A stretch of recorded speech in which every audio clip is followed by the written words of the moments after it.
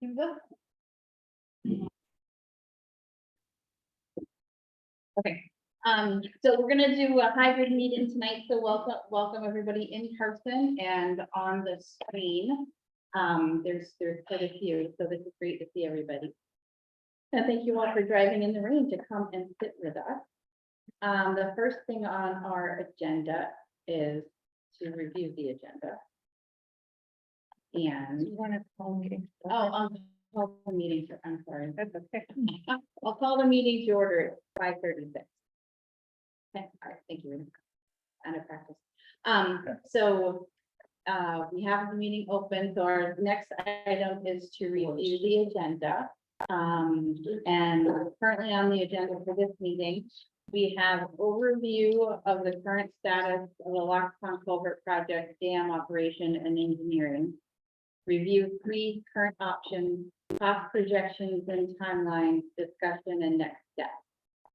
So with that, since we are doing a hybrid meeting, and there are some people on that are also part of the committee, if you use your raise hand feature, that will help us here.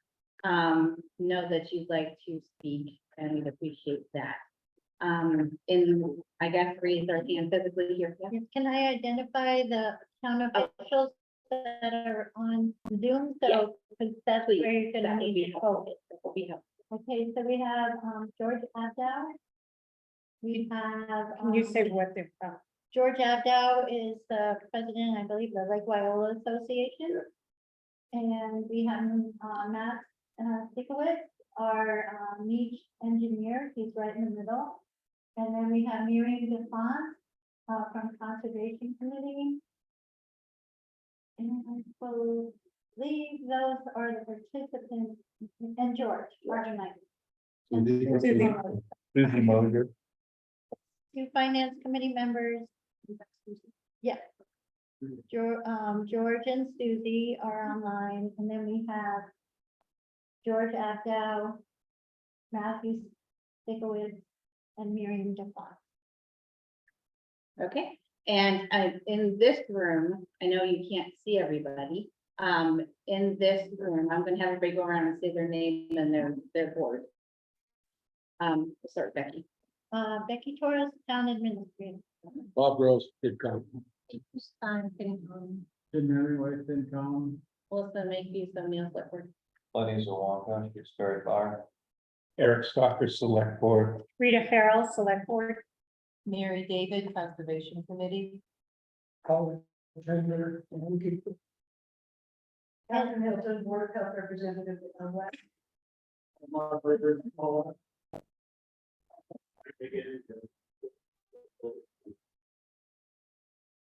Cheryl Holmes, LWA, Board of Directors.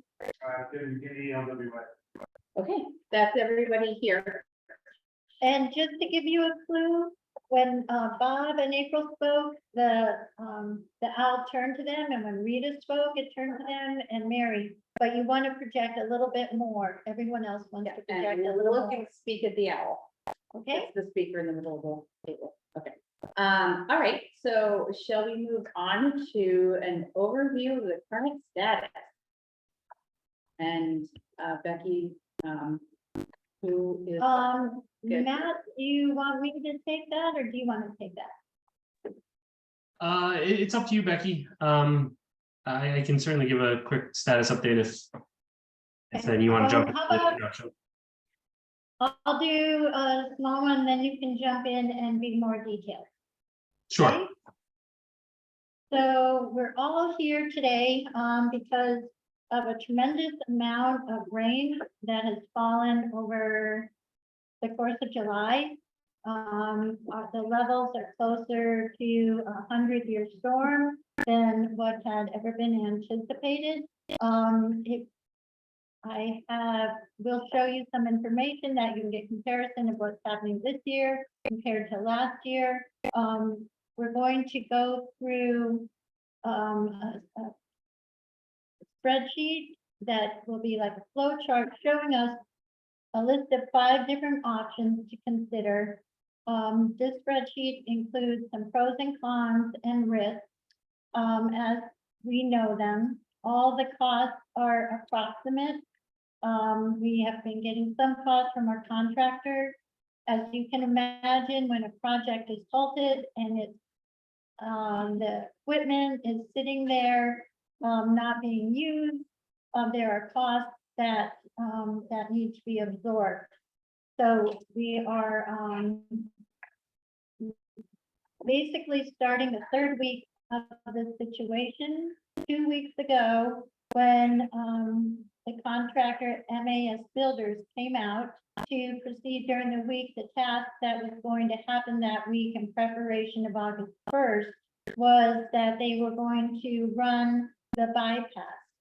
Upon investigation of the water flows at that time, it was very clear that they could not proceed. They gave notice to the town. I was down there. We had a meeting on Zoom between the engineer, myself, and the contractor. And we started at that point looking at alternatives. I then proceeded to update the select board that we had some issues. By the end of that week, the rain had slowed. We had just gotten through 100 cubic feet per second back in, I think, the 16th of July. And then we had to drop down to 30 cubic feet per second around the 21st. So the numbers of rainfall from the rainfall and the cubic feet per second has dropped dramatically in the last 2 weeks. But what we need to get to is closer to a maximum of 8. If we could have 5 or 6 cubic feet per second, from what I understand, our bypass would work beautifully. That was not the case when we went out last Thursday. Matt Stickowitz was on site and in the stream bed doing doing calculations of what the flow was. At that point in time, we took a flow of approximately 14 cubic feet per second where the streams converge, and 16 cubic feet per second with inside the beginning of the culvert. So at this point, Matt asked that I go back out.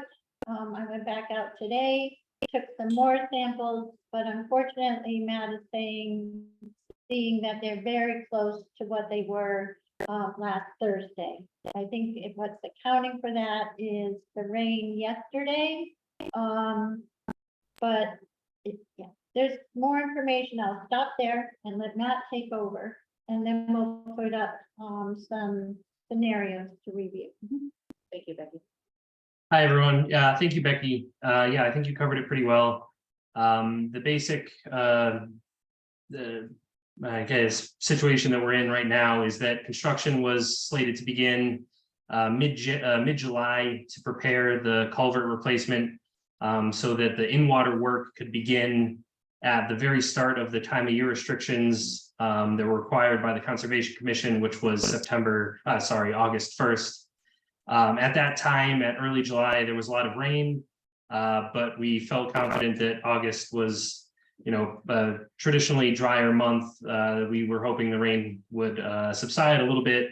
Unfortunately, it did not. It continued to rain through just about the end of July, kind of saturating the ground, and groundwater levels are higher this year than they've been in many record years. So unfortunately, the flow through the streams is just much higher than we had anticipated for. Just to give you perspective on that, we designed for an 8 cubic foot per second flow, which is 4 times larger than the anticipated flow, which is roughly around 2 cubic feet per second at this time of year. And we even required up to the flow, the bypass that was in place to be able to handle temporary flows of up to 16 cubic feet per second, which the contractor provided. But like Becky kind of alluded to, we're seeing historic flows this year, which, I mean, we haven't seen anything less than about 14 cubic feet per second. And that is after, 2 weeks now of pretty dry weather.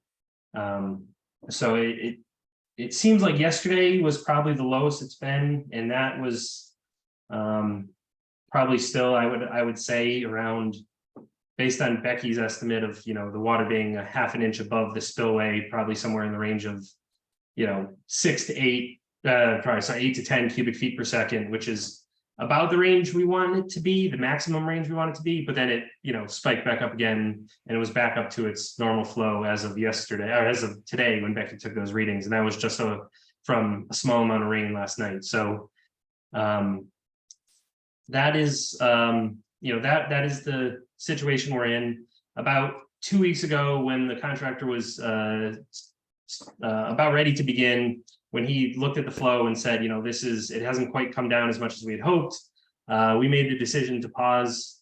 And there were two options that we were considering. One was just to wait.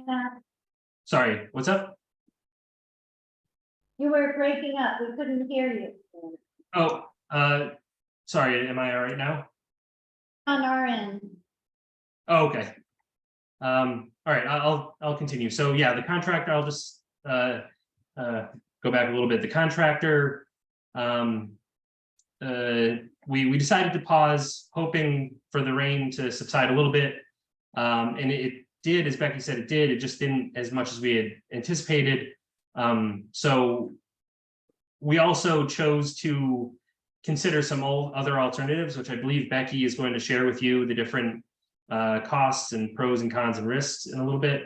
But we didn't want to waste that time, so we asked the contractor to provide what it would take to redesign the bypass system for the current flows this year, which they did. And based on the email I got today, it seems like the engineer that is designing that system for them has made a determination on the pipe size. So it seems like they would be able to move forward with that option if we gave them the go ahead, whenever that decision is made.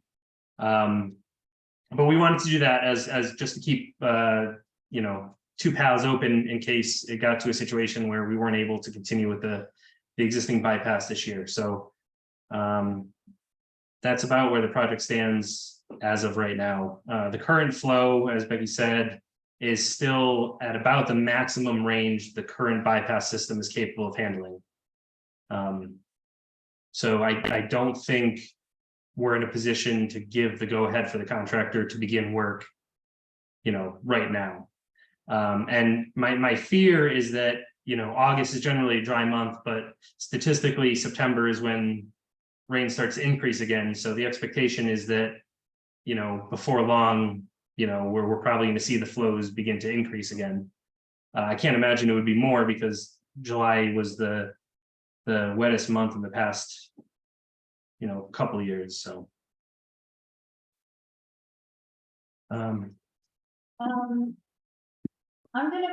Matt, I'm gonna put up the west branch of the Swift River, just so people can see that. Okay, yep. And then ask you questions about it.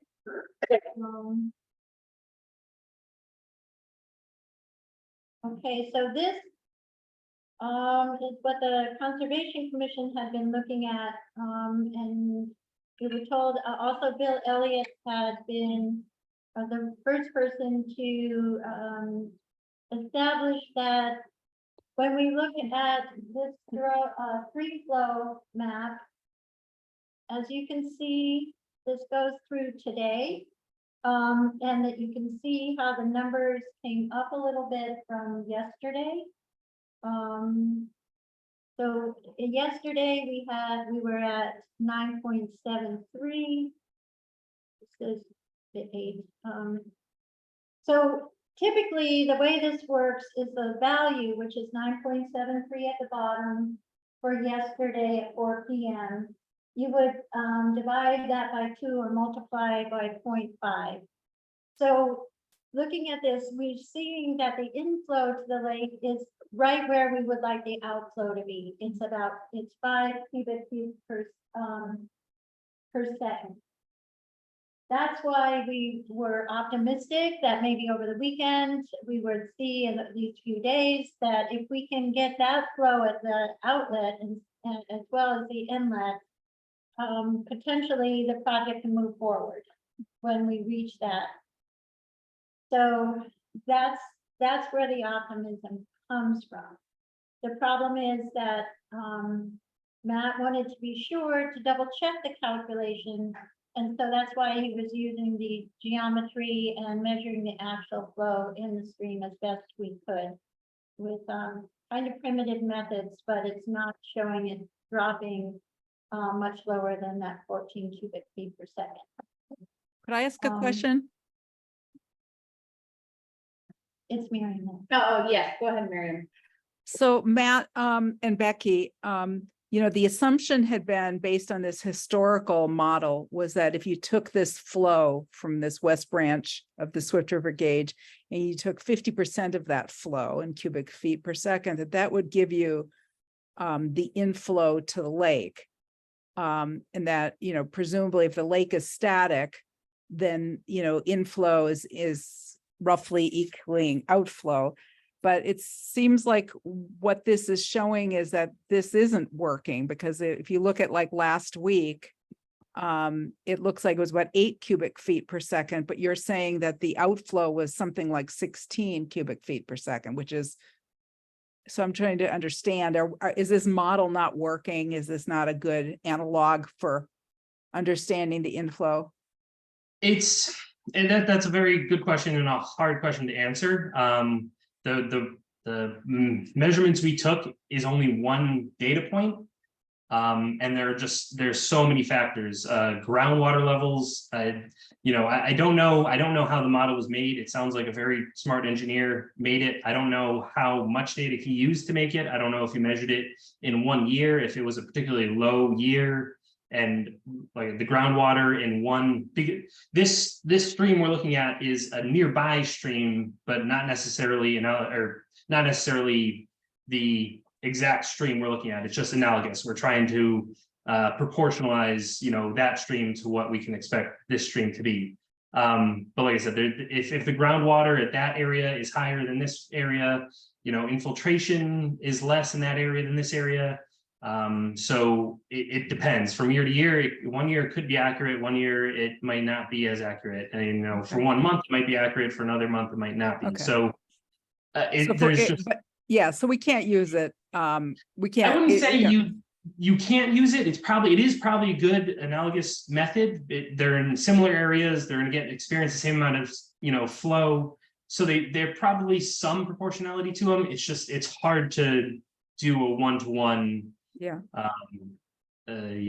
Estimation. Sure. Okay. Thanks.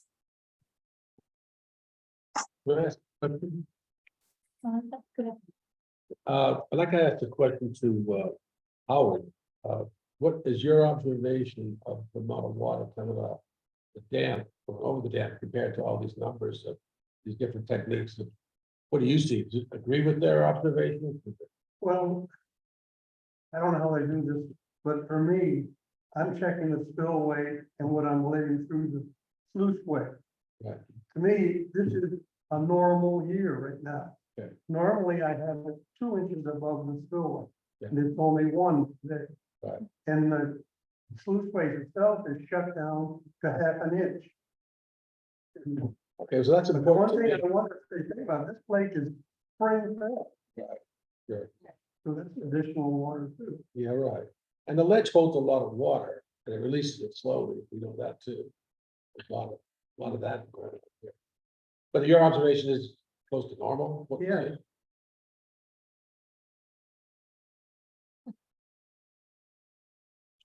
That's significant to me,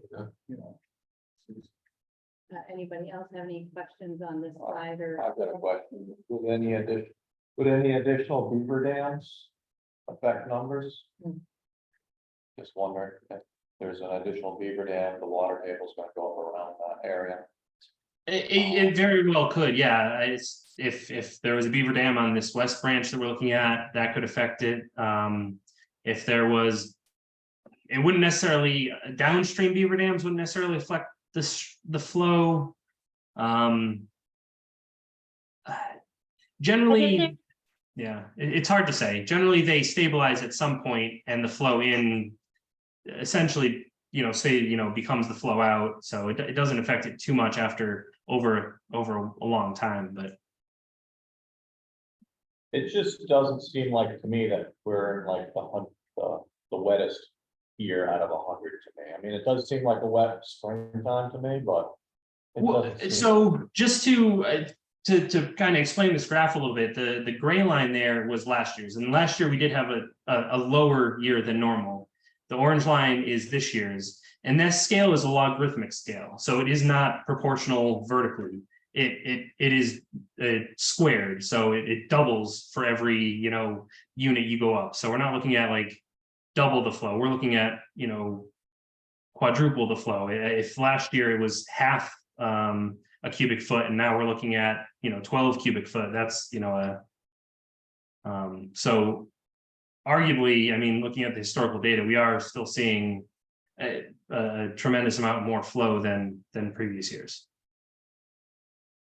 And the model was built on an average of 2 cubic square feet per second. Right, it's conservatively, modeled on the historic flow we've seen. We use the stream set data. I'm not a hydraulic engineer, but our hydraulic engineers were the ones that modeled it and developed that number.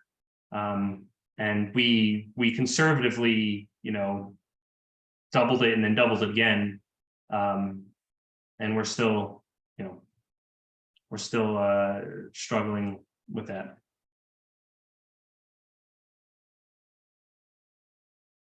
Could I ask another question?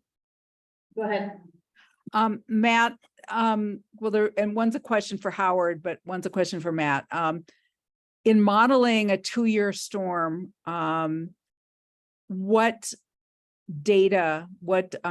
precipitation data was used? Were you using NOAA 14, or were you using, the old DEP 1962? I can't data answer set? that.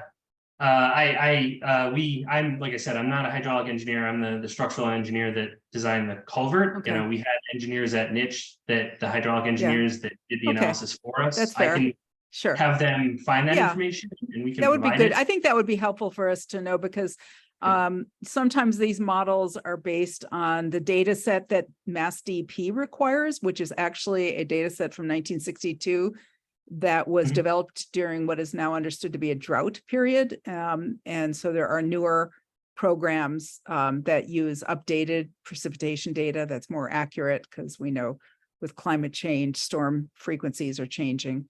So that was a question. And then, and I guess related to that is, how much flow would we expect in a 100-year storm in terms of the flow at the dam?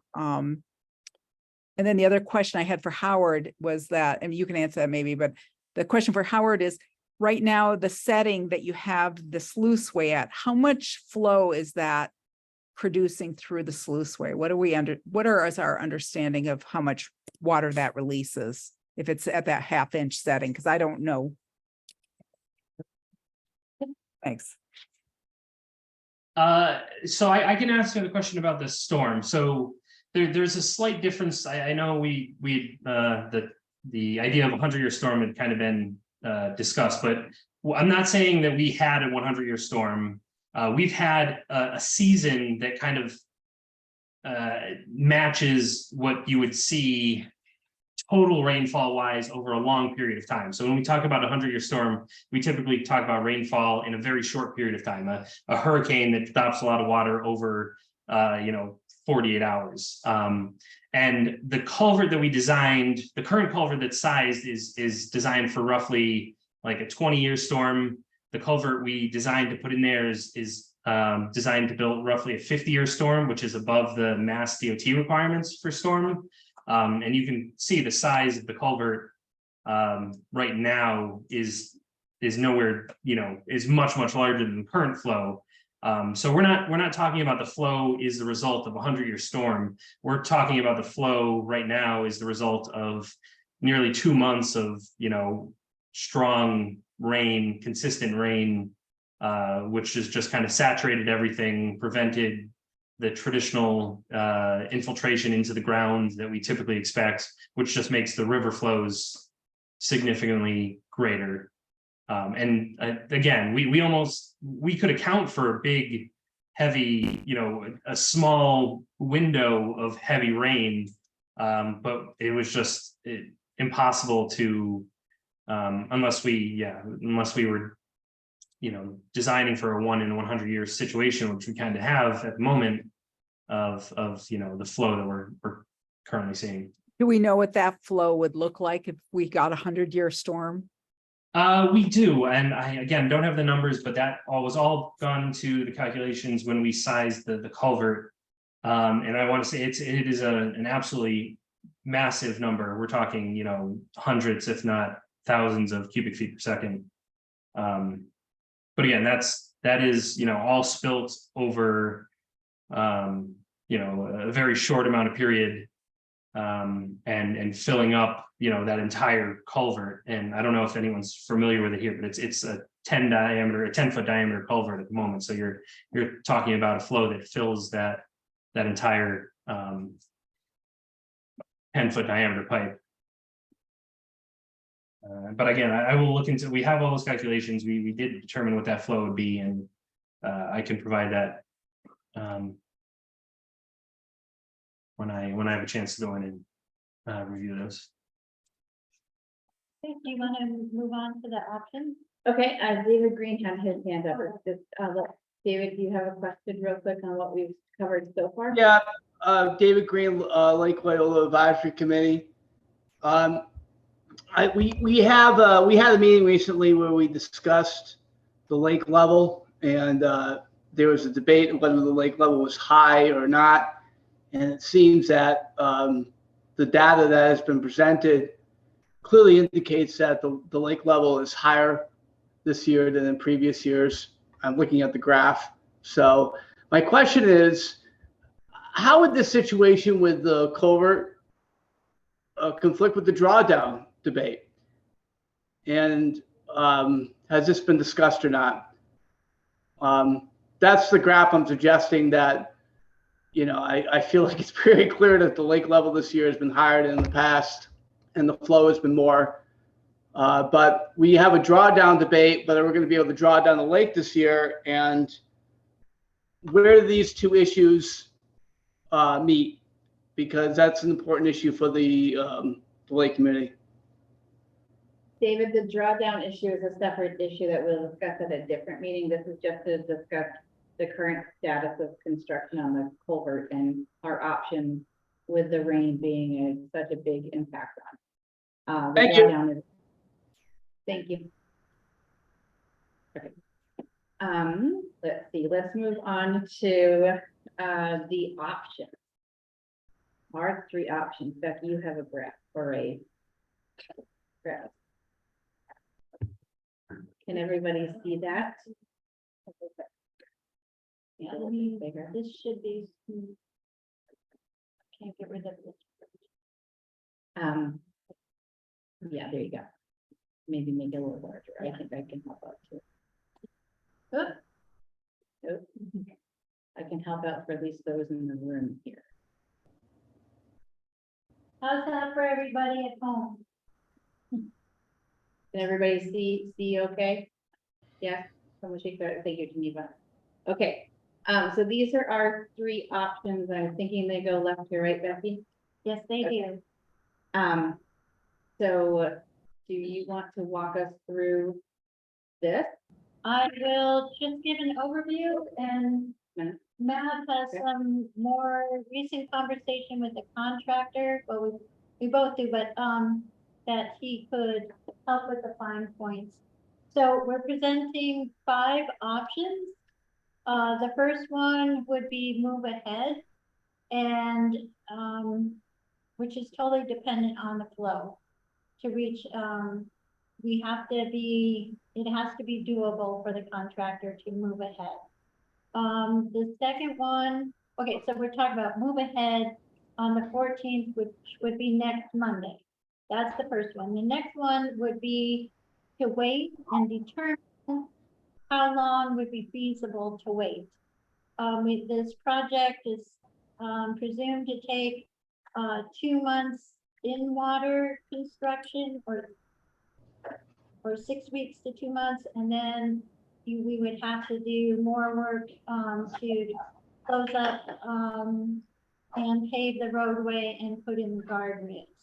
So waiting, is the second option. Waiting plus increase to bypass pipe size.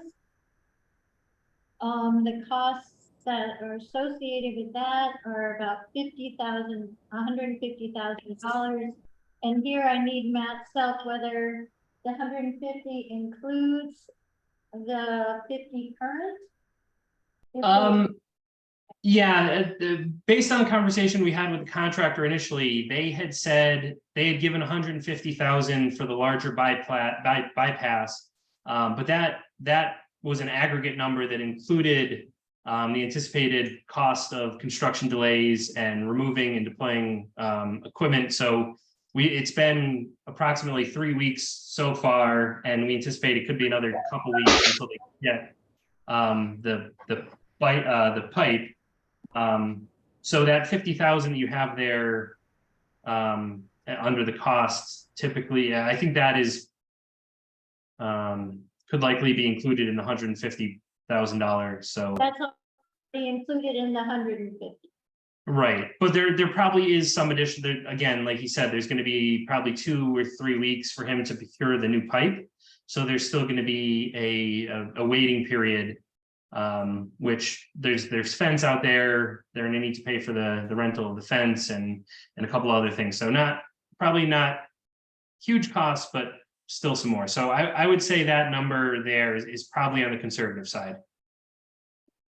I think you're probably about $30,000 to $40,000 more than based on what the numbers he gave us previously.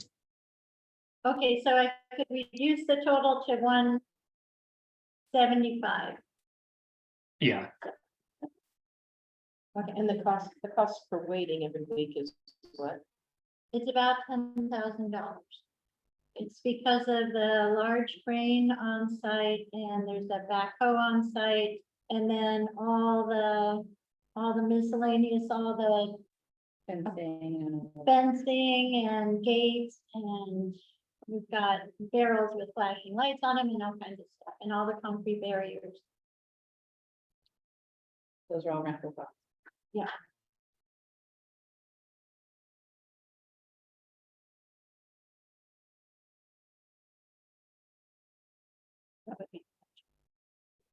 I would leave that the same. That's probably about $50,000, and then change the 150 to like 125 or 120. That would.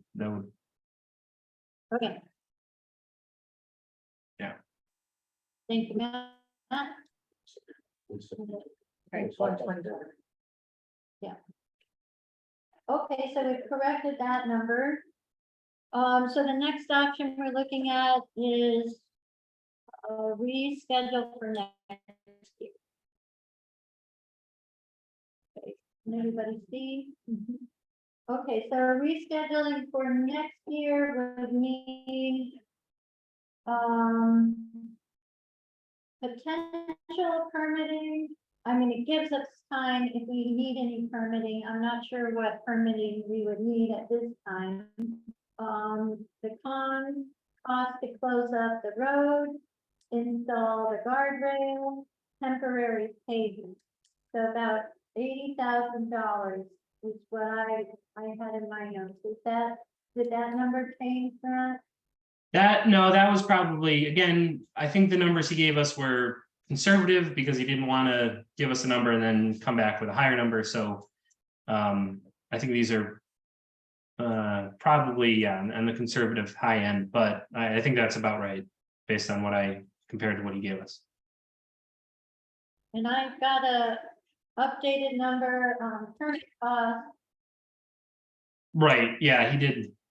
He gave us an actual number of the current costs, so. So that would be. 120.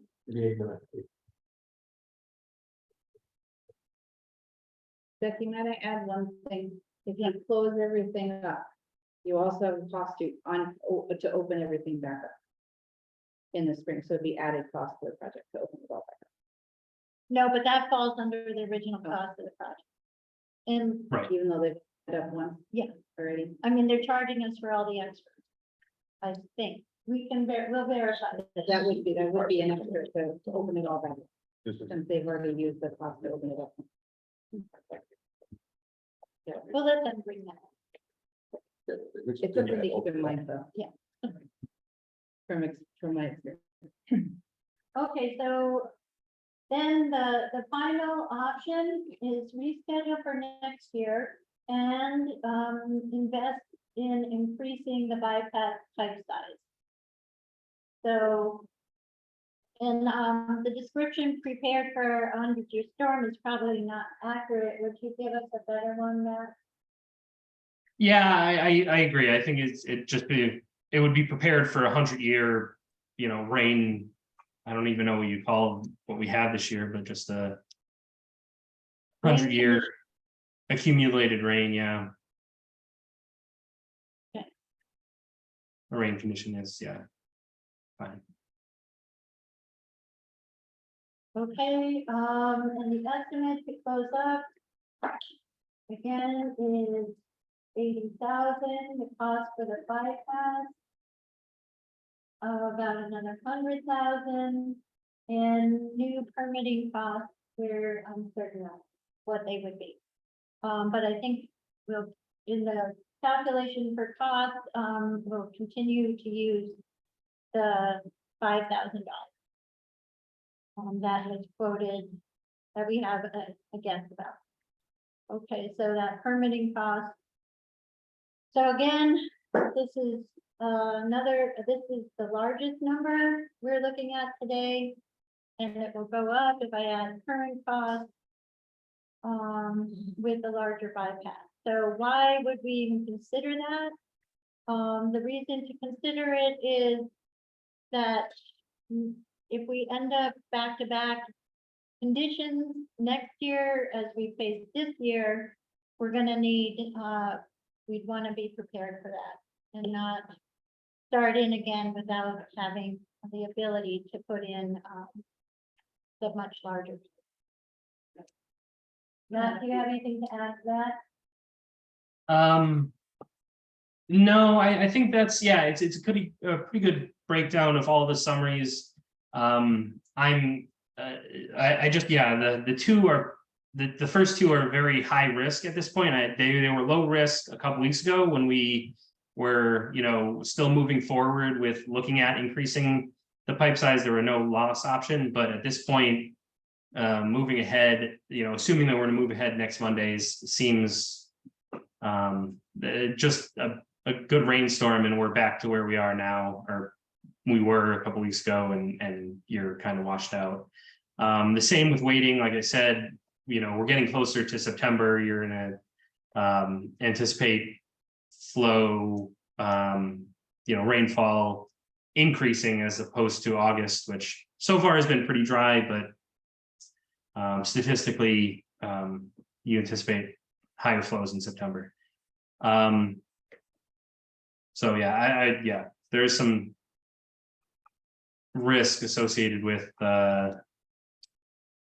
those options, because if you do that and then try to get it in and then get into a situation where you have flow that overtops the bypass or floods the area, then there are significantly more issues and more costs that you're dealing with.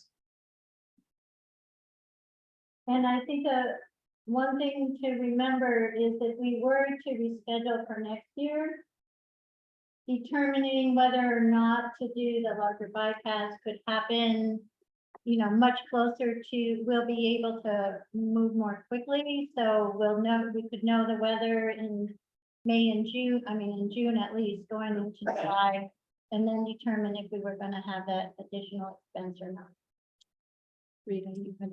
Yeah, so, Becky, I just wanted to double check on the numbers and the weight, and the third alternative, it said $120,000 for the larger bypass, and then with the reschedule and the increased bypass, you were using $100,000 figure. I Is had that, combined two numbers together. Matt, do you wanna correct that? Yeah, number? so it's, yeah, I would say what I calculated from his email, there is, I calculated 700 or $75,000 for the cost, the engineer's cost to redesign, their engineer's cost to redesign the bypass itself, the extra equipment costs that they need to install the slightly larger pipe, and a couple other, smaller things. So the actual material cost for the bypass was about 75,000. And then there's additional 3 weeks before that's going to be installed. So I added another, 40 to 45,000 is where I got that $120,000. If we wait till next year, they would assumedly, demobilize everything. They wouldn't have their equipment out there for the next 3 weeks. So you wouldn't have that additional, you would have some additional costs associated with, moving everything out, but you wouldn't necessarily have just equipment sitting there and waiting for 3 more weeks. So that's where there might be a small discrepancy between those two numbers. And again, these are just estimates. These are numbers of the contractor. Provided. 50,000 is supposed to be accounting for that, so we could change that 120 to 100, or no? We could, but there's going to be, so that we have $50,000 in there for the current cost the last 3 weeks, plus the cost to remove and redeploy. You already have the extra. So he had said 43,000 in current cost plus $10,000. So maybe you change that first number to 53,800. That is the current cost plus if we tell him to demob and mob in 3 weeks when he gets in the pipe, you get to 53,800. And then I could change that larger bypass to 100 and keep it consistent with the other ones. Yeah. Okay. That's better accounting. But then the net result is not much. yeah. So so my follow-up question is with regard to the contract and whether or not there are any penalties or, this decision, obviously the select board had this put before us last week, and our feeling was that we could not independently make this decision. That's why all of you are here this evening. So, is this our decision? Is this the contractor's decision? And what is our contractual obligation? Are there any penalties? Number one, there For are not no moving forward. penalties Okay. in the contract. Number two, the contractor has the liability if the bypass system is flooded. So they have, I think the town should listen to their recommendations. If they believe this is the risk is too high, if our engineer is indicating the risk is too high, there's, they have cause, because they need to look out for the safety of the site and all things around it. And what are they saying right now? Are they saying it right? Matt, do you want to start? Sure. Yeah, based on the latest conversation with them, they kind of, or I guess was kind of replicating what they had said. With the first two options seem a bit risky. They went from low risk a couple weeks ago while we were just kind of waiting to see, to now high risk in the fact that, if we do move forward with them, we're still seeing higher flows than anticipated. The chance of something happening on the site is still pretty considerate. So I don't think they have much interest in waiting. The other issue with waiting, like I said, also increased flow. So we're taking a risk by by hoping that September is gonna keep decreasing. But you also are getting closer and closer to colder months, and if there's a snowstorm or a hit with cold weather, and there's going to be increased costs for, you know, concrete and pavement and those sort of things. So I don't think they want to waste much time, you know, holding out hope anymore. I think they are probably, you know, they would like to see either they get the pipe and do it this year, or they get the pipe and they give the town time to, you know, figure out, you know, scheduling and permitting and all that, and do it next year. But they've been, I will say they've been very, you know, helpful and cooperative, and they're not pushing us to choose one option or the other. They're being cooperative with whatever the town wants, you know, decision. And they understand that, you know, there are big costs and they want the town to do what's right for everyone, so. And I just one point of fact before that. The other, in our conversations about the costs and the overruns that we've been experiencing, has been that they will provide us with invoices for anything. They are not marking up invoices. They're charging us time and materials. They know it's unavoidable. They want to be done with this project. This is year 3, and it's, you know, for them, it's a small project compared to other things they do. So they've been extremely cooperative, and their goal is to complete the project.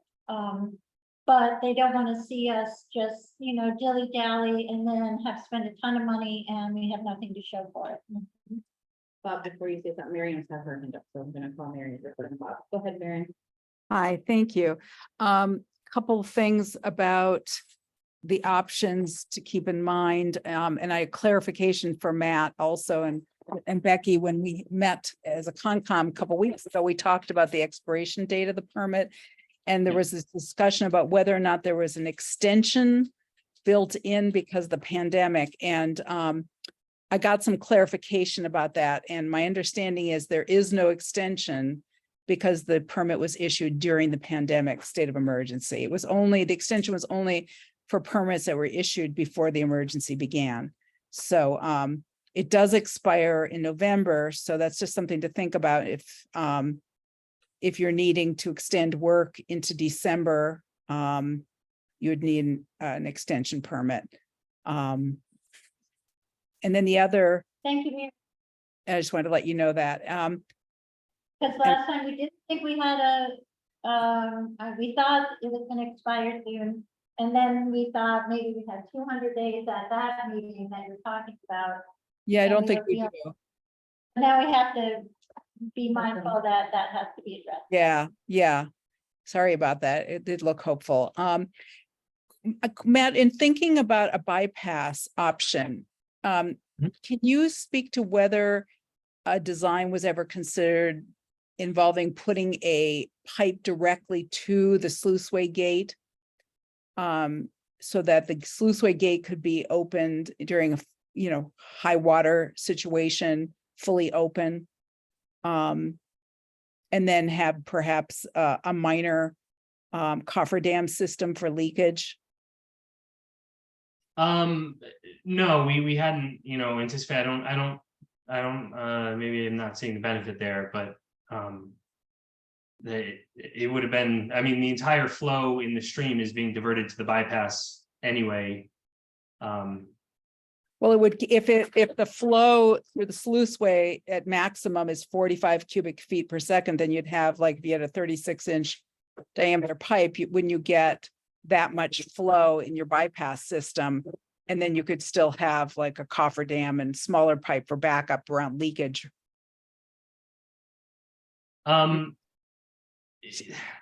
It's, yeah, I guess we were trying to minimize impact in the wetlands. So yeah, running a pipe all the way up there wasn't really considered. And again, I don't see, we weren't anticipating, you know, I understand the sluiceway is capable supporting 40 or whatever it is, 43 cubic feet per second, but we were never anticipating a flow anywhere near that.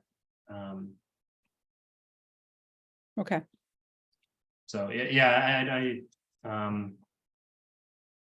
even if we did do that and opened it all the way, I mean, it would be, it seems like it would be difficult to, especially with the, the minimum flow that's required through there and keeping the dam stable. It seems like it would be difficult to kind of regulate flow and through the sluiceway and over the spillway.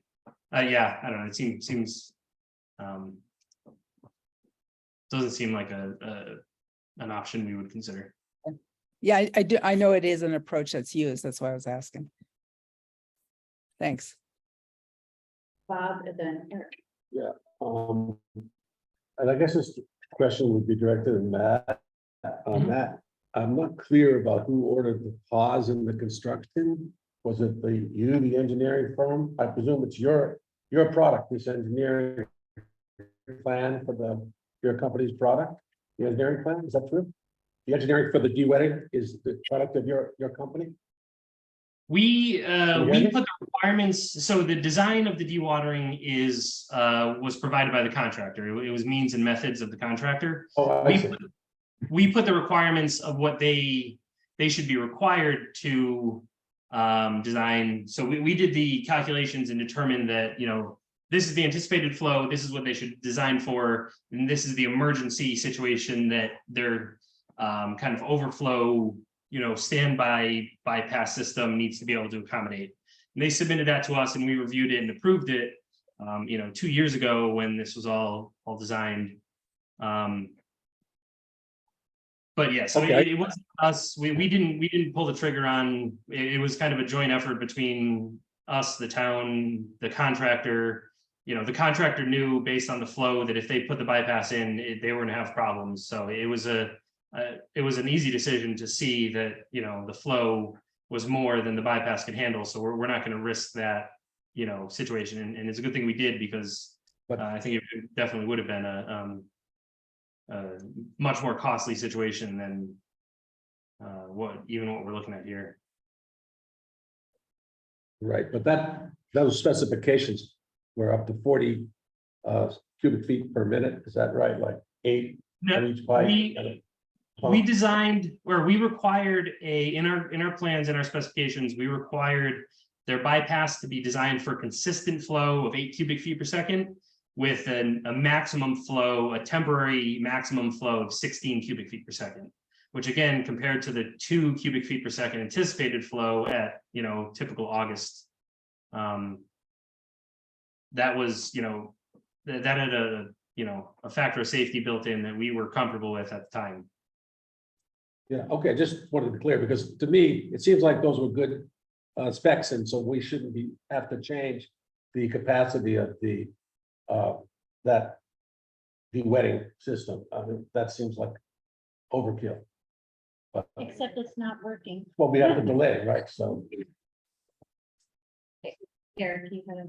Well, I guess this flies in the face of what Bob just said, but it seems to me that we're effectively saying options 1 and 2, forget about it. And option 5, we're saying forget about it. I could be wrong, but that's sort of how I'm reading this. Number 3, the green option there, I would assume would require some sort of extension with regard to the permit, which is not listed there. And I'm wondering if that's true, is that a big deal to get that? A new permit. Yeah. It would, you're correct. It would require, in addition to extending the likely extending, it seems unlikely that they would finish everything, including repaving the roadway, putting in the new guardrail by November. Just based on how everything else on the project has gone so far. Yeah, we would most likely be looking for an extension to the overall permit, but also an extension to the time of year restrictions. So currently in-water work for the project is restricted between August and September. And we're talking, even if we give the go-ahead tonight for them to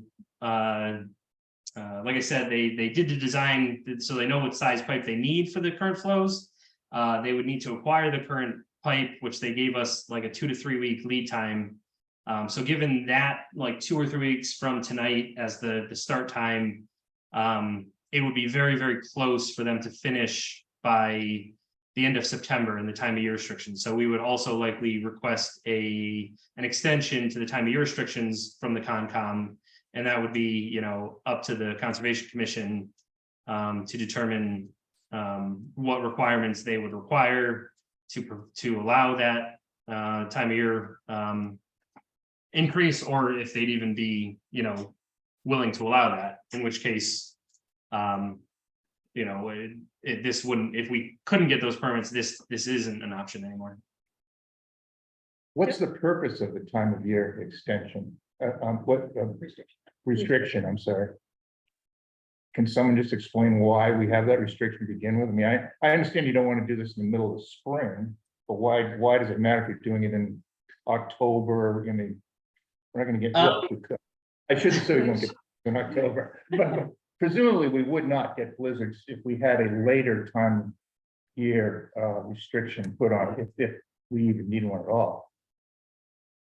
In my experience, I mean, we can certainly let the Concom, they're the ones that provided those. In my experience, time of year restrictions are generally used in freshwater fishery passages where there are certain migration periods of endangered or freshwater fishes.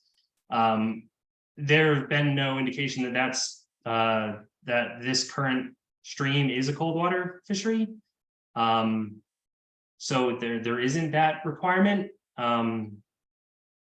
So I've never, in my experience, again, I'm the chair of my own conservation commission. So I've got experience and I've never, there's no precedent in my mind for why they have time of year restrictions.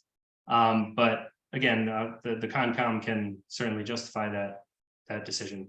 I will say that when asked at the Concom hearings when we plan to do the work, we had said in August to September timeframe when we anticipate flows to be the least. That was the, you know, it's always better to do these projects when you have the lowest flow. So that was the impetus for the original schedule, and I believe the time of year restrictions were somewhat tailored to that. But as to why they're exactly there, why they put an actual limit on it, I don't know. Miriam, I see your hand up. Can you answer his question about the restriction on time? Well, I'll try, but also I know Penny Jakes is on the call and she was the chair of the Concom when it was permitted, so I might defer to her. But I just wanted to say, and it is my understanding that the Sawmill River is a cold water fishery. So that I think that's worth noting. But I wasn't part of the commission's decision-making when that permit was drafted. Sorry, we're losing you, Miriam. Could you restate that? I said that I was new, I got appointed to the commission in the middle of the public hearing process. So I did not take part in drafting this permit, so I would defer to Penny if she wants to add anything, but I don't have anything to add about what the reasoning was at that point. Thank you. Hi, Penny here. Okay. Indeed, what Matt said is the reason that we put that condition in. We understood that the work would be done in August and September, and that was low flow, and that was all good. That was the motivation for it. Thank you, Penny. Mark Rivers here in the room has a comment. Just speak after. So my question is related to structural integrity of the existing culvert. After all, we're replacing this culvert because it's got problems. Can anyone comment on the possibility or probability of a catastrophic failure of the existing culvert within the next 12 months? Yeah, I know you can't, but maybe just put that idea. No, we actually, we can, obviously I can't predict that it's not going to fall down, but we did get inspection reports from MassDOT. They typically do a once every 2-year inspection of the culvert. They gave it a rating of 4 out of 10, 4 being poor condition in their opinions. And it has not changed from a 4 in the past 2 years. So like we said, we were going to construct 2 years ago. Their inspection 2 years ago called it a 4 with they had a prioritized designation for urgency. And there's immediate, prioritize, and basically as soon as you get funds are the three options. So it's moderately urgent, and it has not deteriorated in condition since last year. So had they decreased it to a 3 or increased the urgency to immediate, I would have said that makes the decision much easier. But since they haven't determined that it's deteriorated any further, and they haven't required a posting, they haven't required a closure, it seems, they seem to think that it would be okay for at least another year. So that's, again, you can't predict a catastrophic failure, but I think there's confidence that it is unlikely to fail within the next year. I mean, within 5 years, it might be a different story.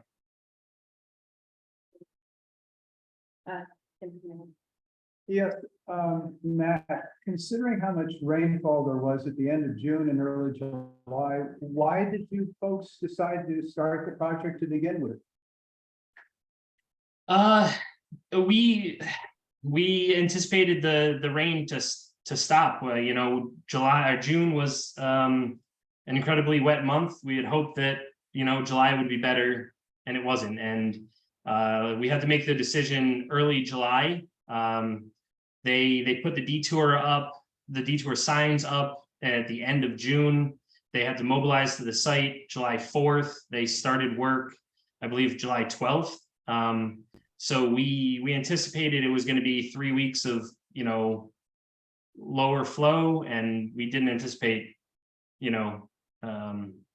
additional 3 weeks, maybe even 4 of thunderstorms every evening, consistent rain just about every day. So I agree, it's unfortunate. And the other issue is we've been trying to get this project going for 3 years now. There's been issues with utility replacement. There's issues with you name it. It's been slowing down the project. Part of this project was funded by MassDOT, and the funds for the project have an expiration date. And we've asked for an extension already, and they granted it. So that's another thing that to delay it again, we would have to ask for another extension for the funds that they're the $500,000 that they're putting towards the project. So we were hopeful. We just didn't anticipate the unprecedented rain to continue the way it did. And then April, go ahead, your follow-up question. National Grid is about to put 3-phase power right across where the culvert is now. How is that going to interfere with, or will they be able to do that, considering the problems that the National Grid has caused us in the past? Are you going to tell National Grid that they can't install 3-phase power at this point, because they've got trucks up and down Locks Pond Road and Wendell Road, and they're going to string power around the lake? It seems to me that's going to be a big problem.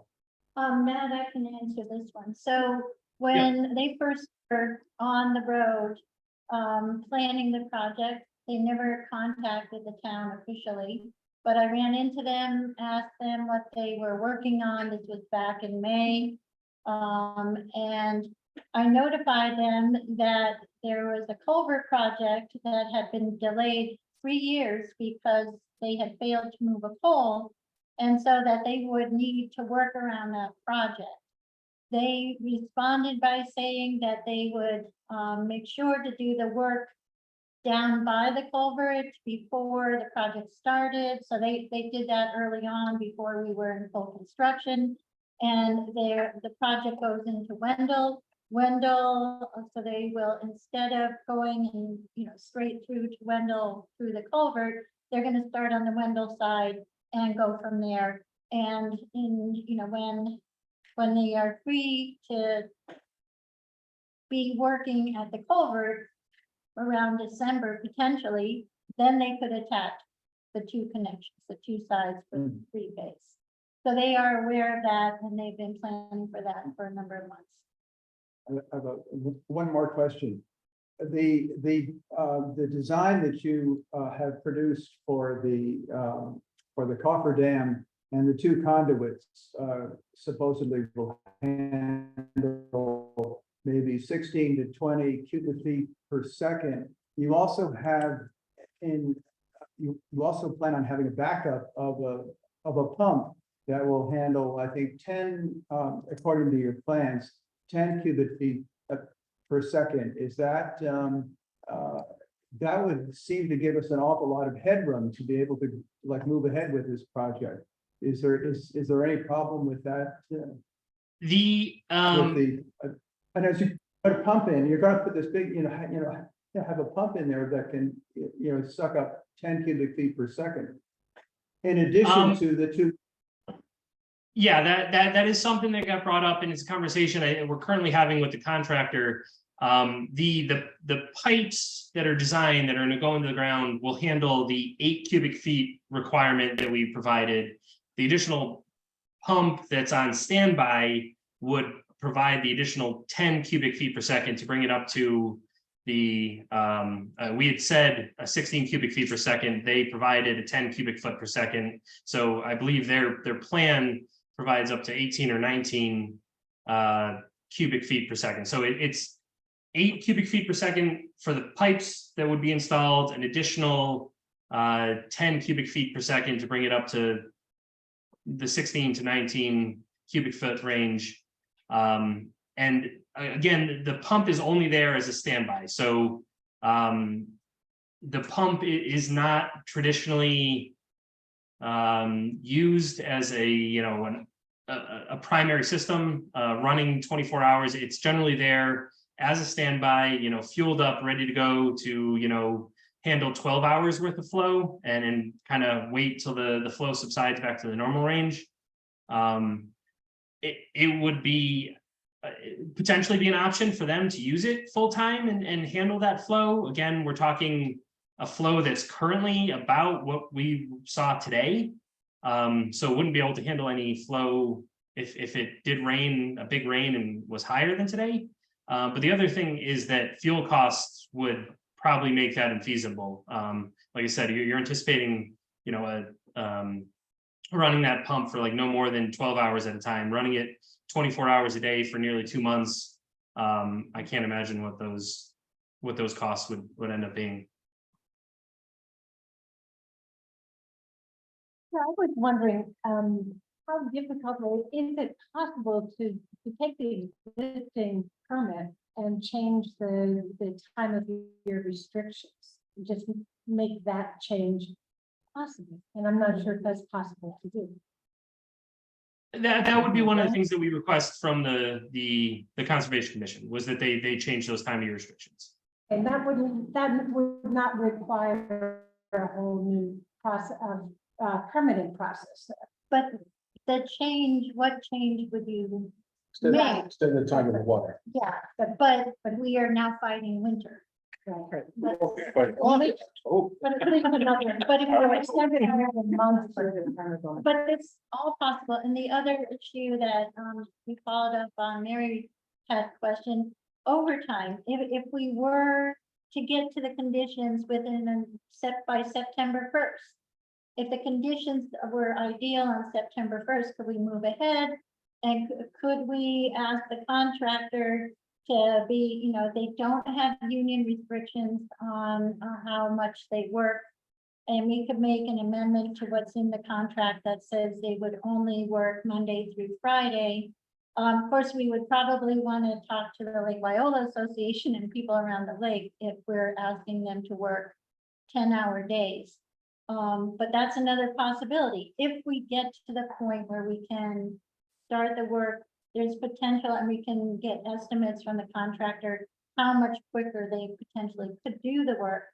and shorten the time of the project to help with us not run into the winter construction problems. So just to clarify, they work Monday through Thursday and don't work Friday, Saturday, Sunday.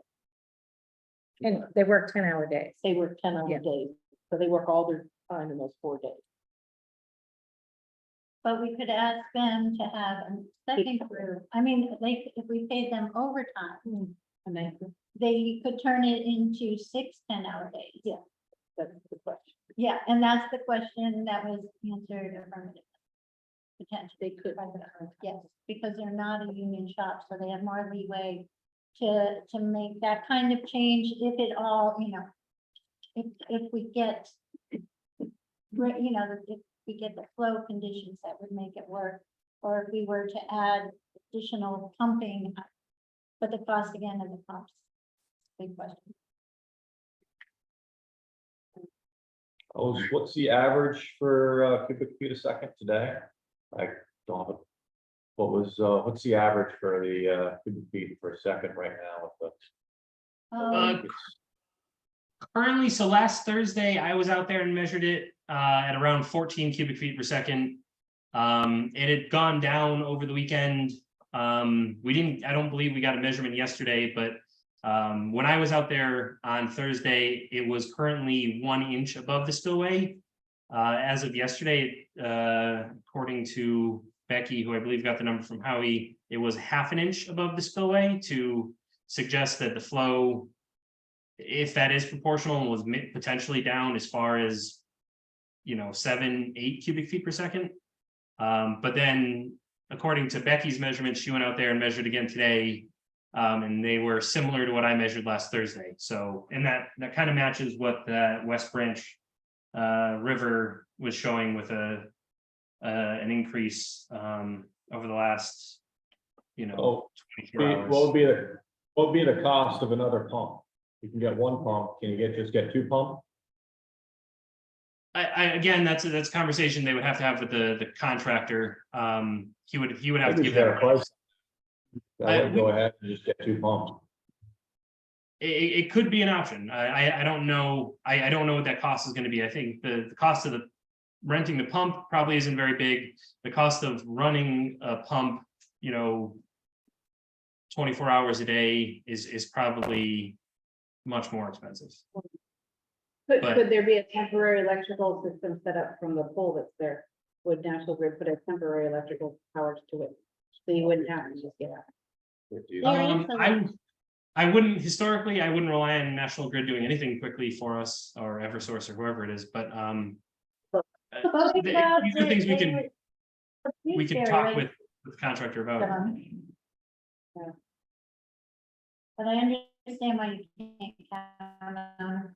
So, Mary David and then Bob. yeah, so just to clarify for the question, from last Thursday, when we were out there and measuring, it has consistently dropped until we had the rain yesterday, and that's what brought it back up, but it was way down until we had the storm, then it went up, so that's really difficult. Yeah, and I didn't get out there on Sunday. That could have showed, but that's what we can see in the West Bank numbers, that it did go back down and then it came back up to where it was. Bob and then Mary. I just want to say, I'm a contractor myself, have been for a long time, and I'm very sympathetic to the contractor's interest, point of view, et cetera. But he did sign a contract, and we have to remember that he has a contract to do this work in a certain amount of time for a certain amount of money. So I don't think we're wholly responsible for dealing with anything like weather or any other anomalous condition that is God-given, or it's not really anybody's fault. And I also think, so that's something to remember here, that we're not responsible for every possible extra cost. We have a contract that both sides are obligated to perform the contract, not just us. Secondly, Becky, all due respect, I think that Matt said that the method we have for determining the flow was primitive. And I think the fact that we have so many different indications of the flow shows that there's not really an accurate, if there's an accurate, we don't know which one it is. But I think for me, Howard's observation seems to be the best one. Let's listen to that. And, but the other thing is that, wow, it's very modest to wait. It's been like August 1st, and this is August, what, 78. So why can't we wait? It's a very modest cost to wait and then see what happens. If it dries up, if the water flows diminish to a safe level, we could proceed with the watering work and with confidence that it's gonna be safe. We all want to get the job done. I'm sure the contractor does. I'm sure we all sitting here do. Why do we want to increase the capacity of the buffer dam and the de-wetting process? This engineering report, nobody questions that it was legit. We had an unusual July. Okay, so let's move on. Maybe we'll have an unusually dry September. We don't know. But I think if we had just an average September, it's not going to create the kind of flows that we saw this month. I think we should just proceed personally, and then see what happens in a few weeks if we have to change direction. That'll be the time to determine that. I mean, yeah, it's only been a couple of weeks. It's only been a week, really. Yeah. So I agree. So I can just add, I agree with you. I like that's the mindset we had a couple weeks ago when, you know, we were hoping to see that. We haven't seen the reduction that we were hoping, and it's been dry for roughly 2 weeks now. No major storms except for one thunderstorm last weekend. I think the issue is just the groundwater. The 2 months saturated the groundwater. When it rains now, that water isn't getting, you know, penetrating into the ground. Everything is still saturated. So when it doesn't penetrate into the ground, it just runs off. So even if we do have a relatively dry month, we're not getting the absorption into the ground as we would expect. And that's kind of why we're not seeing the reduction that we think we're seeing, or at least that's my engineering opinion. So, and the other thing is there is a cutoff here. So in order to get it done before we would run into cold weather conditions, it would need to happen probably September 1st is maybe the second week of September. It would be the absolute drop dead date here. So we don't have a tremendous amount of time to wait. And the more we do that, the you know, further and further our chances of getting the larger bypass in place. You know, if we tell him to hold off and don't buy the bypass and wait, then we say, oh shit, we're not seeing the flow decrease as much as we need. Buy the bigger pipe. He's going to tell us, all right, well, it's a 2 to 3 week lead time to get that pipe. So then we're running out of time now. So essentially what I'm saying is we need to tell the contractor soon, very soon, whether he should get that bigger pipe for this year. Because if we wait any longer, he's not going to have enough time to get the pipe from his supplier and install it and be able to finish that work before we run out of, you know, time in this construction season. So that's why I was saying, I agree with you. It was a very low risk option a couple weeks ago, but now we're running up against deadlines, and not moving forward with the increased bypass pushes us to the breaking point where we're not going to be able to do it this year. And it becomes a, you know, reschedule for next year sort of option. Then Mary.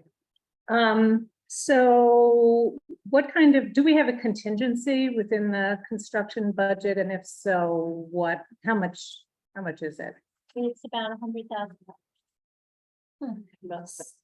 So that $100,000 could, if we were to decide to go ahead with the larger bypass, that $100,000 could be used for that. And then we hope and pray we don't need any other. But there was some, yeah. Because we've already spent, there was more money voted at town meeting, but the bulk of that is already going to the culvert, moving it back and forth to the fire department and a few other pieces. But there should be some money left there that could handle other smaller contingencies. So that's the one aspect that would be shorter in time, is that we wouldn't have to have a town meeting potentially, if the real cost were $100,000 less. The green option essentially, right? Could I make a couple And comments? Miriam, yeah, Miriam, can I ask you, when you make your comments, then, can you just go back and address the time of year restriction, was- if we were to go ahead? Yeah, that's why I've had my hand raised for 15 minutes because I was hoping to respond to that. So we've given Matt and the select board the instructions for how to request an amended order of conditions. There's a process that we have to go through. And that process, we have a document with instructions. So you've got that. And it's also on our website. We have not received a request for an amended order of conditions. So we haven't made any decisions because we have to have a request to act upon. And, that could include time of year restrictions. It could include an extension request. My understanding is that in doing that, you will have to file with Natural Heritage. I'm not expecting that that is going to be a problem for this project. I've had some conversations with Natural Heritage, and it's a process that we have to go through because they have jurisdiction, but I'm not expecting that they're going to throw any monkey wrenches. I don't see that as being likely. Just past part of the statutory responsibility. We would require that notification as part of our permitting. So that's just what that involves. We need to have a request, and then we have to have a public hearing, and then we can amend the order of conditions. And I was going to say that in looking over this grid, one of the things that option 2 doesn't really characterize is what might, or option 1 and 2 doesn't really characterize what might be the financial risks if there's a flood of the work site. And that's kind of the risk with those 2 options. If you don't increase the pipe size and you're using the existing system and there is a storm. And I think that's something the town needs to probably think about. Thanks.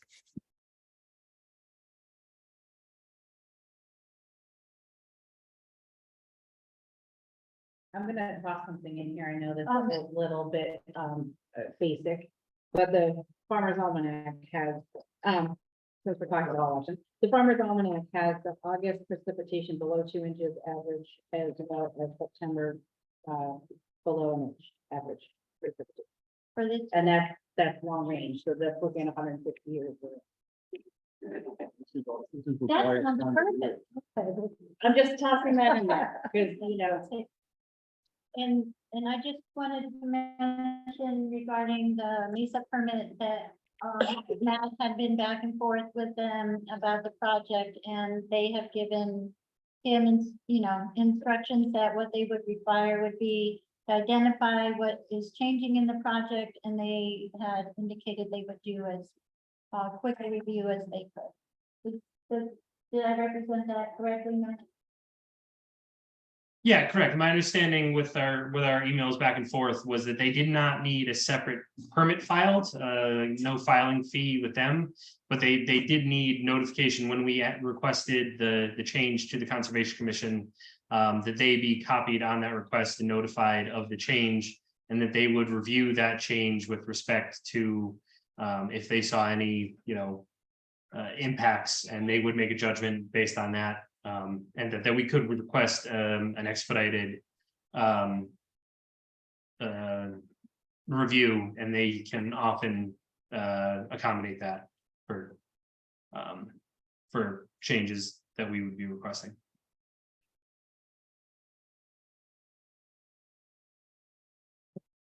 No more questions. But if we were to take the weight and increase the bypass pipe size, it sounds like, Matt, you're saying that would start maybe not before September 1st. But we don't have a guarantee that it would be permitted by that time. Where does the permitting fit into that schedule? That is part of the risk. I mean, we would be relying on the Concom to approve those permit requests, and to approve them prior to October 1st. which is when we would be outside of the time restrictions. September. Yeah, September first. The time restrictions extend into September. They extend to the end of September. Yeah. So, Could you say again? I was gonna say the time issue for the Concom, we would certainly try to expedite things by scheduling maybe a meeting sooner. But, you have to post a butters notifications and a legal ad, which takes, about a week to 10 days to do, about 10 days to do, really. So But there's still not a guarantee that all conditions would be met. Even if expedited.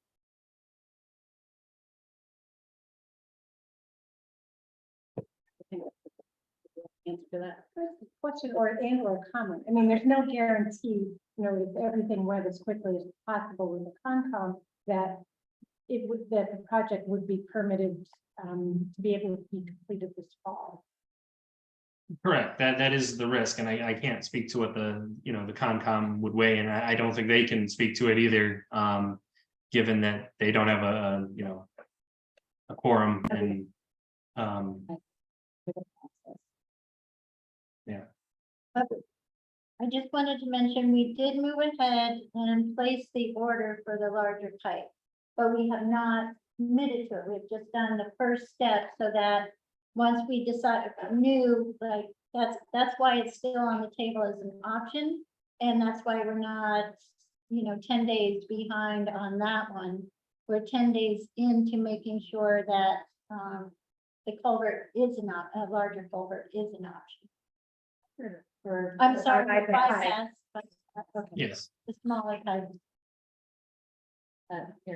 Well, it seems to me that whatever option we choose, the time of year restriction is a potential problem. So it seems to me, we, the select board, we should have applied to get the permit changed.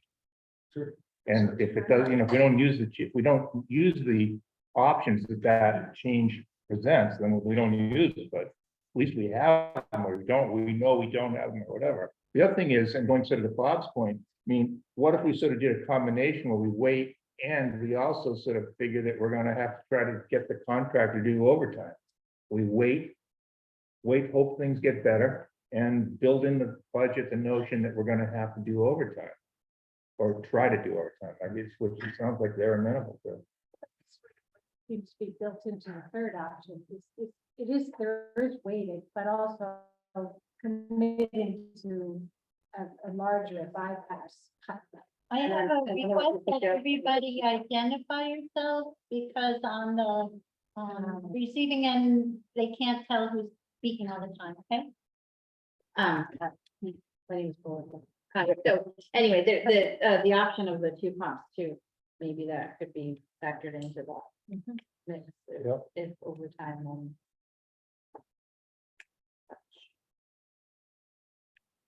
Do we want to discuss which option feels best to us? Do we want to talk about next steps? We kind of just were actually talking about next steps. So, what is the group feel? Do we have more questions for Matt? Got a question just on how much it would cost to order an extra pump.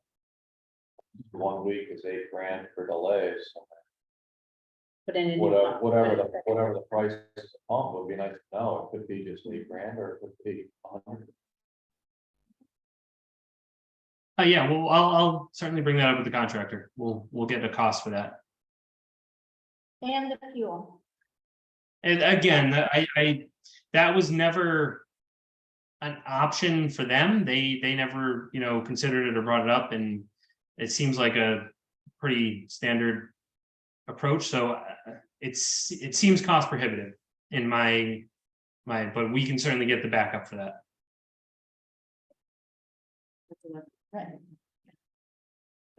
Eric and then Marion.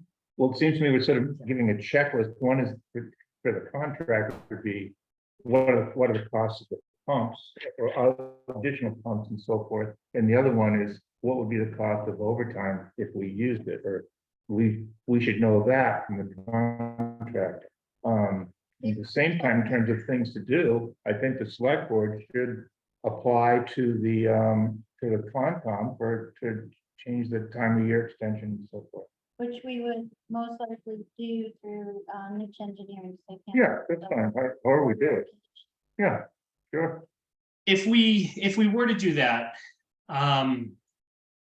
what should we, I mean, the option to reschedule next year, if we don't increase the size of the pipe, we're still stuck to the August to September timeframe.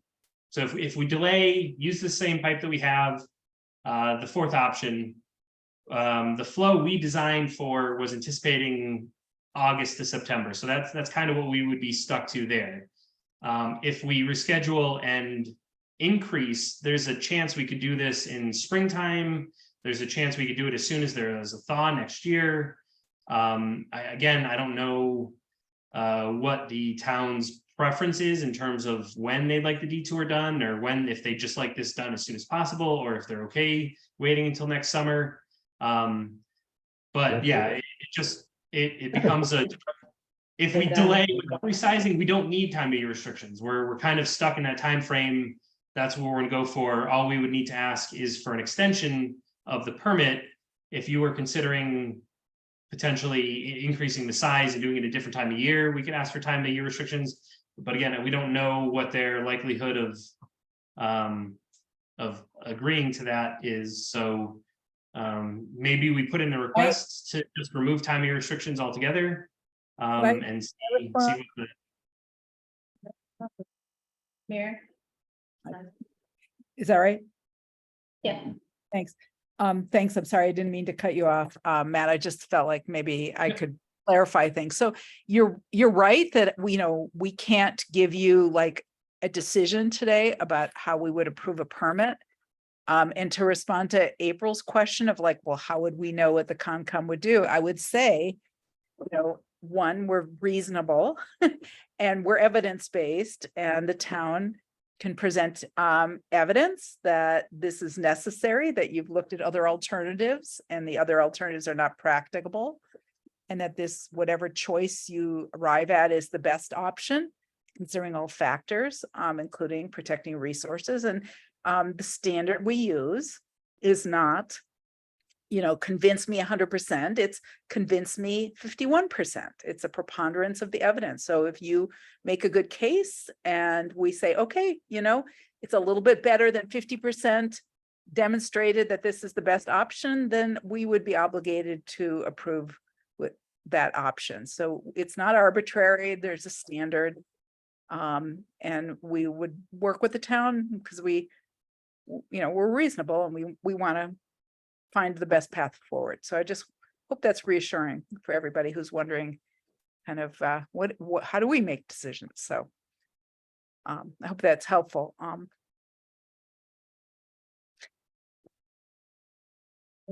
Yeah. My head is spinning. If we go ahead, try to go ahead and amend the time of year restriction, start on that process. Wait till September 1st. Are we talking about starting on September 1st and not doing the larger bypass? Or are we starting on September 1st with the larger bypass? That's the choice. That is the choice. And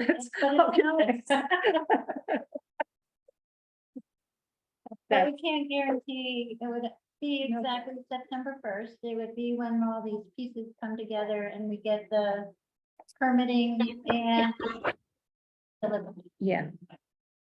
but it could be close potentially.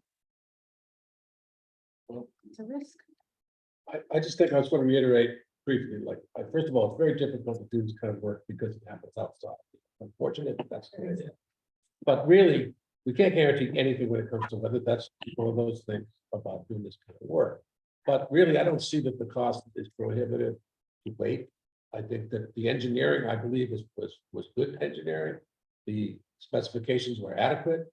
We had an unusual month. If we go forward and can't do it this year, the cost of doing it, putting it off to next year is reasonable. We don't have to, in my opinion, we don't have to increase the specifications to put it through. It's a great cost, it's unnecessary. It just means if the weather won't allow us to do the work, we can determine that.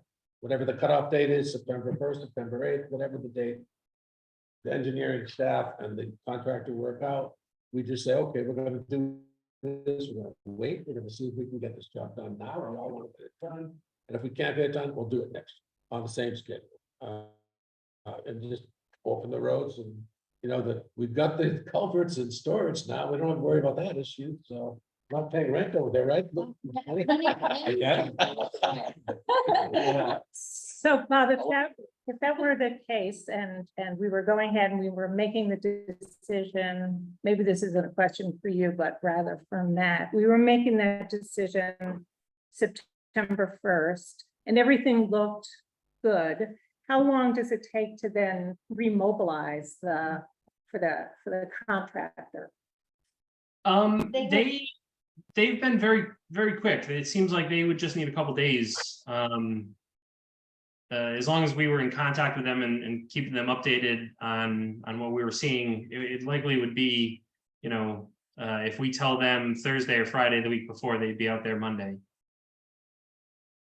And definitely if we could tell them one Monday, they'd be there the next. Yeah.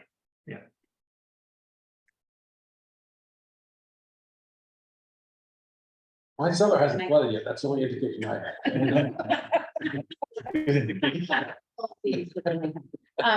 Susie, I see your hand. Yep. One other aspect of this decision-making is the safety issue. And although in the risk column, it doesn't mention workplace safety, I do believe that Matt said option 1 and 2, the contractor is concerned about this making those choices because of safety. I guess to condition that, it would be if they decided to go ahead, if they waited and decided to go ahead with that, you know, the flow September 1st in the existing condition. There's some risk with that. And we wouldn't do that unless we were confident. So yeah, I agree. We would wait and make that decision when, you know, the final time to do that is, I guess. But you're right. We won't make an unsafe decision. I don't think the contractor is going to mobilize knowing that, you know, the conditions are not stable. Right. Because they have everything to lose. Yeah. One of the questions, sort of in terms of our question for the contract or whatever, as Bob is suggesting, I mean, does the contract have any liability in this, or all these costs for the town to bear? And I'm not saying that they do. I don't know. I just don't know. We have held their flat fee low bid now into their 3rd year. And That's big. that's huge. And what they're asking for is time and materials without any markups. They want to get it done. They want to get out of here. That's reasonable, you know, but I look at the contract, they do have stipulations here, but we have to be flexible with that. They can be flexible with us. That's something for, you know, the engineer to help sort out for us. He's representing them and us, basically. No, he works for that. He works for us, but you understand there. And this is also why you have contingency on the construction. Great. So what are you gonna do? Oh, thanks. Well, I think it may be a good idea. We have the opportunity to increase the bypass, the pipe bypass, which may or may not ever have to be done.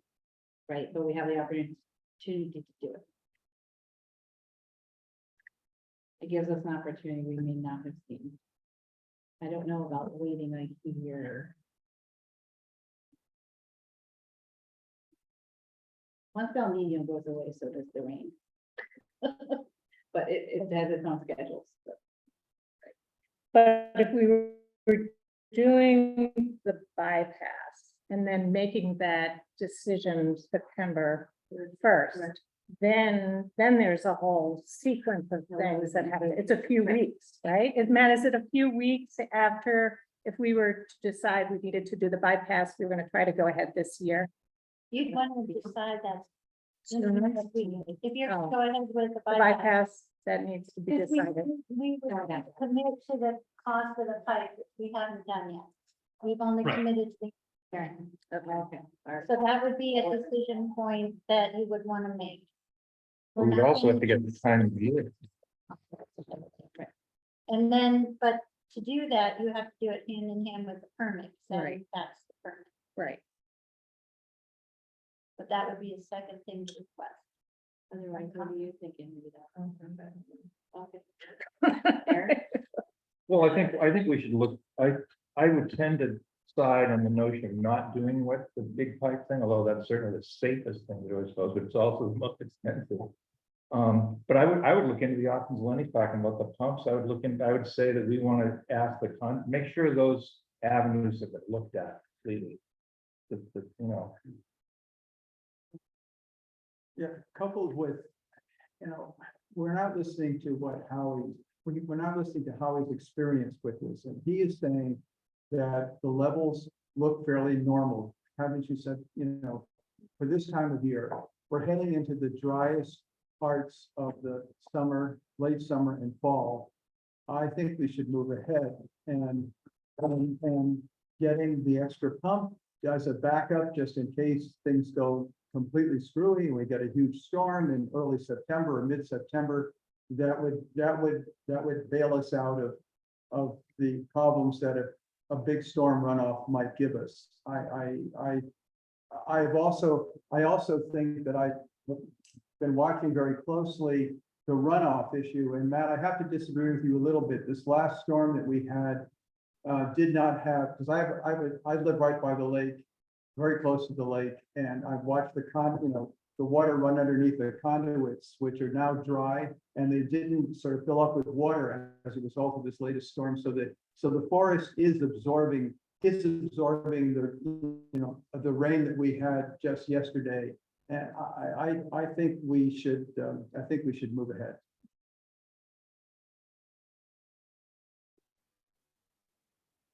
And ask them if they could work more hours, right? That's a possibility too. Yeah, I think we should ask them that. We should ask that along with the pump question, ask the contractor real quick. Or is that a possibility?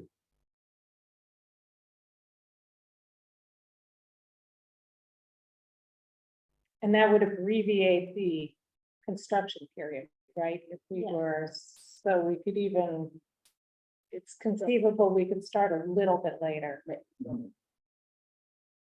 Matt, what were you saying, the sort of drop, working backwards from the kind of drop dead date, because the asphalt plants close, right? At some point in November? Yeah, exactly. But I think the critical part is getting the culverts in the water and the precast, the cast in place section poured prior to, cold water, prior to potentially even, frost occurring in October. So I think we said, having a conversation with the contractor, looking at my notes. Yeah, the first or second week of September for them to get started is basically our drop dead, and that's kind of removing any contingency for delays that might occur for something they find when they're excavating, or certain things that could come up during constructions that happen all the time. So that's kind of pushing it to its absolute limit. So the safer decision would be, making that call earlier. But yeah, I think the drop dead date to begin work is probably September 5th to 10th kind of time frame, and that would put the the decision to go ahead with the increased bypass, we want to give them at least 3 weeks. My calendar's not working here, but that I wouldn't go more than another week into August before we make that call. Well, the drop dead date you're talking about would necessitate a time of year restriction change, right? Yeah. It would, yeah, it would, That yeah. has to happen no matter what. sort of thing. Again, yeah, and I agree with you. I think the next step here is, weighing all these options, whatever we do, it makes sense to talk to the Concom. Even if they are willing to work overtime and we are able to finish it before, so that it's a fairly minor cost and it doesn't hurt to have that conversation with the Concom. So I think that's an easy decision. And we can proceed with that.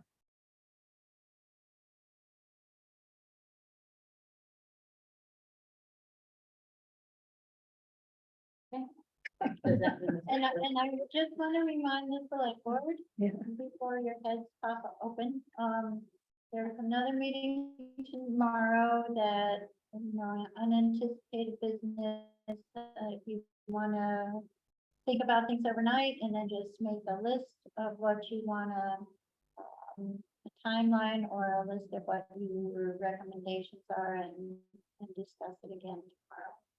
That's a possibility. That's a very good idea. Just think about it. Right? Yeah. Can you update it? Just make sure that list is updated. I think it's more or less is anyway, right?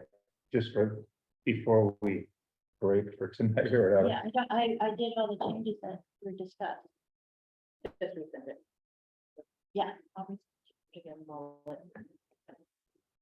The last thing must have, it says 30,000 of the current cost, that's 43.8, right? The last Right, box, right?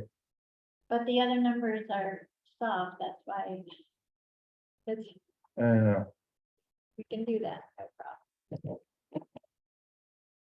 And see that, the very last one, again, it's one, if you decide to postpone it next year, you can determine whether to order the pipe next June or May, June or July. Can I just ask a practical question about school buses and what was anticipated at that? Oh, I think, yeah. so they did run it? No, we haven't had them run yet, but what's anticipated, I think that the route they were gonna take, it would be to go down Knox Pond and then up Montague. And then have, Read down that. little- yeah, it depends on the numbers, whether they're just gonna run a band on Wendell Road and then. They could take boats across and. Yeah, we're using that to get to the ropes camp. Parents are canoeing and kayaking there as a cross. My bus used to go out that whole road. And we didn't have the new culvert. Was it a big bus or a small bus? Big It was a regular size bus, park would drive it. All right, so. And then everything. Do we wanna think about it, mull over what we've heard, or do we wanna pick an option? Will mulling help or will it make it muddy? I think right now, none of you are on the same page. Until, I mean, Eric said, no big culvert, big pipe because of cost. You said go the big pipe, extra, For the opportunity, there's no- there's an opportunity. And I don't know. We didn't. Let's just do this. I mean, we can wait one day. and Yeah. Have to settle it. Yeah. Twice, construction things do. I'm on a construction project that was supposed to be 2 years, it's now 4.5, because the river was involved. So you can't control water. Lesson is no body. You can't Deal with control bodies nature. of water. You can't Oh, control there's. All right. Okay. Yeah, so we adjourn for Yes. tonight and I then, make a motion that the select board adjourn its meeting. Okay. Second. We have a- All in favor? Farrell, I. Dr. So we don't have to adjourn. Okay, so we're just. Yes. You can have a posted meeting. Bye. Well. But we wanted to make it a couple.